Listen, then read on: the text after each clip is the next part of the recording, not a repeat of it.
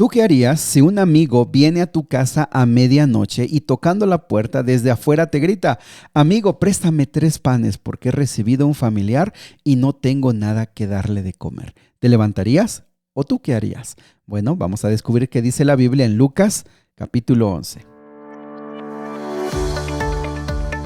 Nuevamente bienvenidos amigos, amigas a Momentos de Esperanza. Un fuerte abrazo para ti. Si estás desanimado, si estás triste, que la palabra del Señor y la oración te pueda ayudar a levantarte. De veras, hay poder, hay fortaleza en el Espíritu Santo y eso es lo que queremos que puedas encontrar en el estudio de la Biblia. ¿Sale?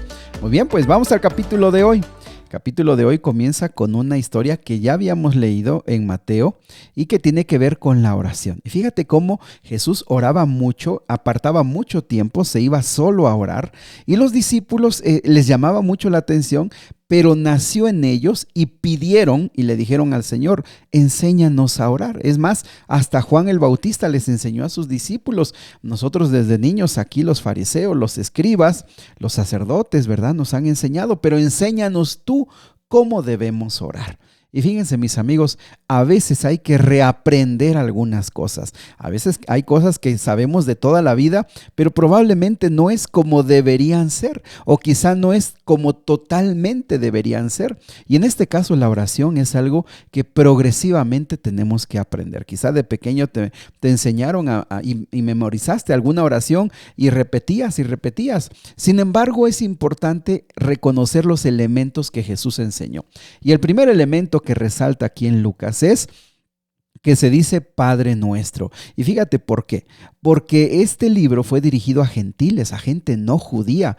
Y ellos podrían repetir Padre Nuestro, gente gentil, gente que pues no era de esta nación. Y con esto, mis amigos, queda claro que el mensaje de la Biblia es para todos. Y que solo aquel que no quiera, pues se limita, pero si tú quieres, puedes hablar con tu Padre Celestial. En segundo lugar, el Padre Nuestro es una oración modelo, lo vimos en Mateo. No es que siempre tenemos que repetir la oración como tal, sino más bien tiene los elementos importantes: el pedir perdón, el perdonar, el agradecer por lo que se tiene, el pedir las cosas básicas de la vida. Son elementos que te ayudan para profundizar.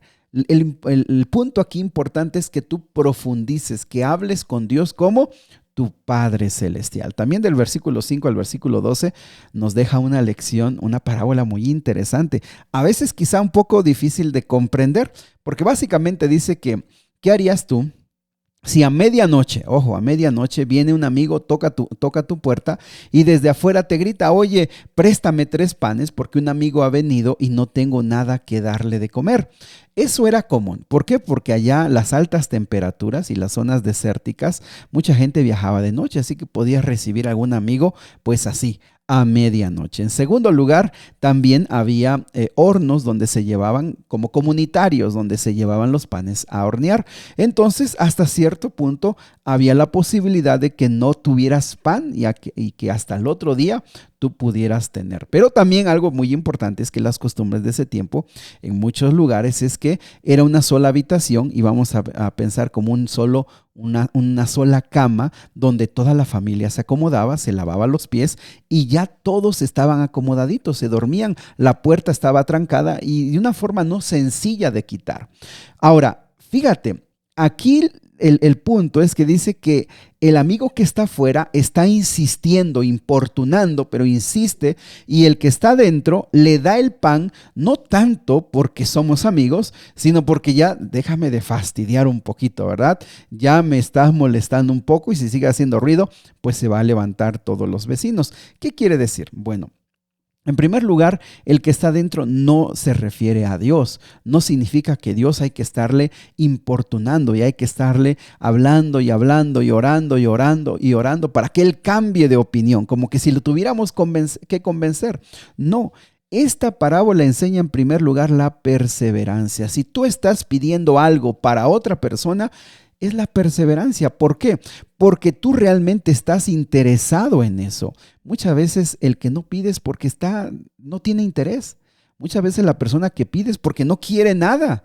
Ojo con esto, es que a veces damos por sentado que el que tiene hambre va a pedir. No es así. Mucha gente que tiene alguna necesidad no pide. Lo que aquí Dios dice en primer lugar es persevera. Pero en segundo lugar también dice, y me parece muy importante de subrayar, es que pidamos por los demás. Y en último lugar dice, cuánto más vuestro Padre Celestial dará el Espíritu Santo a los que se lo pidan. Ojo. Le podemos pedir muchas cosas, pero lo que nosotros más necesitamos y Dios nunca nos negará es la presencia del Espíritu Santo en nuestras vidas. Pero no olvidemos que si está el Espíritu Santo en nuestra vida, nada más necesitamos. Él nos guiará para hacer, para actuar o la sabiduría para tomar decisiones. Del versículo 14 al versículo 23, nuevamente estudiamos lo que ya vimos en Mateo y en Marcos, de que acusaban a Jesús cuando expulsaba demonios, que lo hacía por el poder de Belcebú, que es un tipo de demonio que en ese tiempo se conocía.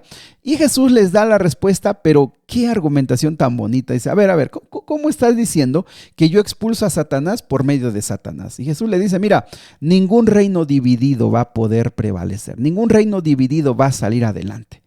Y es que eso es así, mis amigos.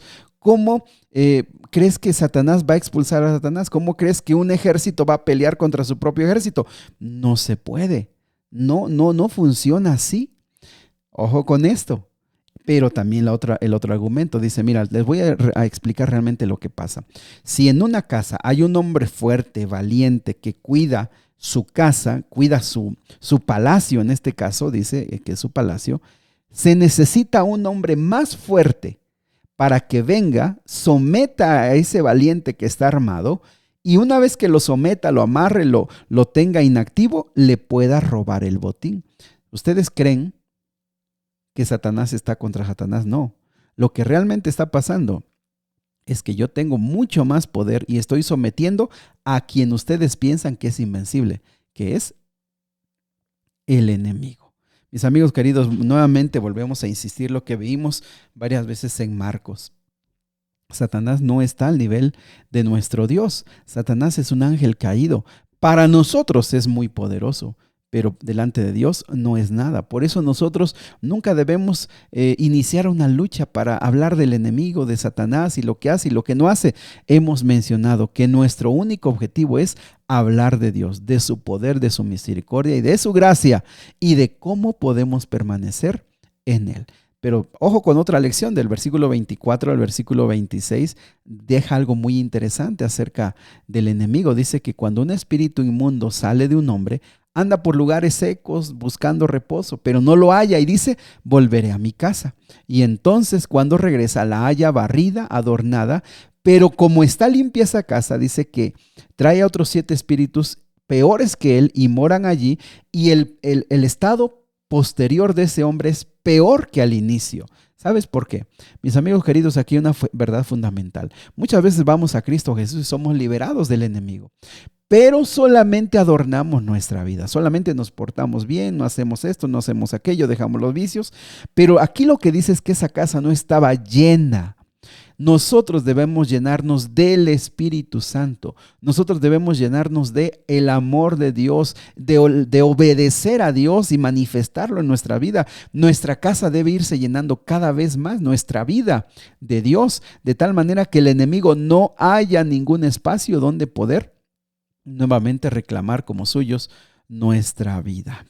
Las otras lecciones también ya las hemos estudiado, pero quiero detenerme un poquito porque me parece que hay bastante espacio en esto, en el versículo número 37 al 54, donde habla de los intérpretes de la ley. Recuerda que ellos eran defensores de todas las prácticas, de todo lo que se hacía, y vieron que Jesús no se lavaba las manos antes de comer. Recuerden que ese era un ritual que vimos en Mateo y también vimos en Marcos. Y explicábamos que ese ritual pues era básicamente una forma de limpieza, pureza ceremonial. Pero que Jesús les dijo lo que realmente hace daño es el interior. Lo que realmente está contaminando la vida del hombre es su corazón, su mente, sus pensamientos. Y mis amigos, creo que el Señor Jesús y los evangelios, bueno, toda la Biblia, porque hemos leído bastante del Antiguo Testamento, hace énfasis. Lo importante es que tú veles y cuides tus pensamientos y cuides tu corazón, cuides tus ojos, tus oídos, cuides todo lo que te ayuda a entender la realidad, porque de allí, cuando se hacen pensamientos, de ahí viene la maldad. ¿Por qué Jesús lo repitió tanto? Porque en su época la gente solo se preocupaba por lo externo, solo se preocupaba por lo que se veía.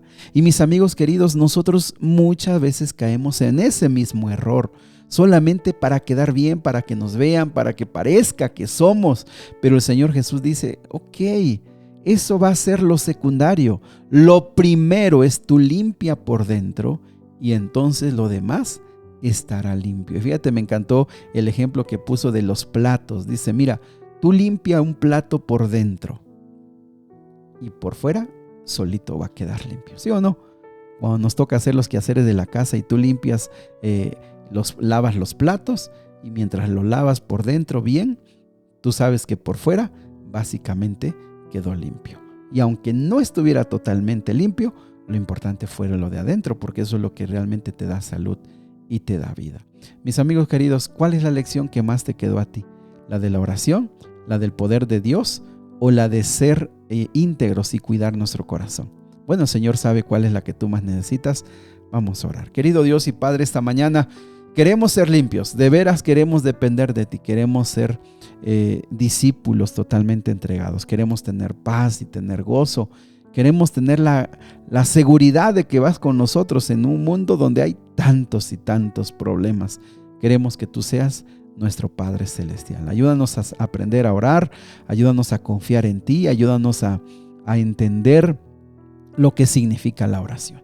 Te lo pedimos, Señor, en el nombre de Jesús. Amén. Que Dios te bendiga, mi amigo, amiga. Sigue orando, sigue hablando con nuestro Dios.